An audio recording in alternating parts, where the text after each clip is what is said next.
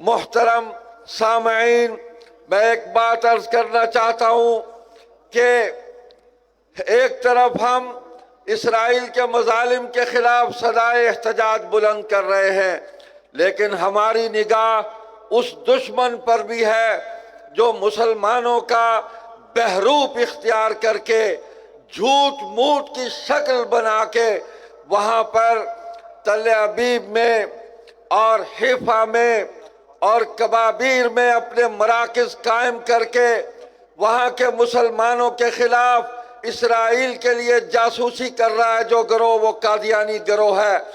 یاد رکھو، عقیدہ ختم نبوت ہمارے ایمان کی اساس ہے اور امت مسلمہ کی وحدت کی ضمانت ہے، اور یہ قادیانی عالمی استعمار کے ایجنٹ ہیں۔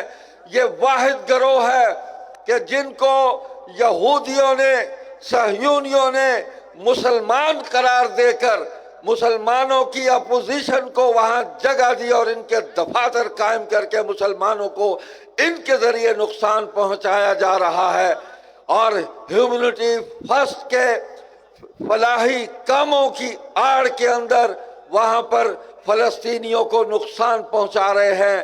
پاکستان میں بھی یہ لوگ یہاں کی دینی محنت کو، یہاں کی دینی جد و جہد کو نقصان پہنچا رہے ہیں۔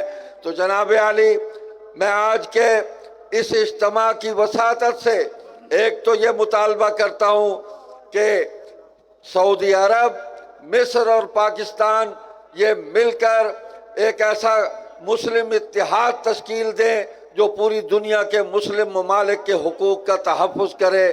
اور دوسری بات، یہ قادیانی طبقہ جو اسرائیل میں بیٹھ کر وہاں نقصان پہنچا رہا ہے فلسطینیوں کو، پاکستان میں ان کی تنظیم پر حکومت پابندی لگائے، ان کو خلاف قانون قرار دے، ان کے ہیڈ کوارٹر میں ان کے دفاتر کو سیل کرے اور ان کے لٹریچر پر پابندی لگائے۔ یہ پاکستان کے اندر بھی اسرائیل کی ایجنٹی کا کردار ادا کر رہے ہیں۔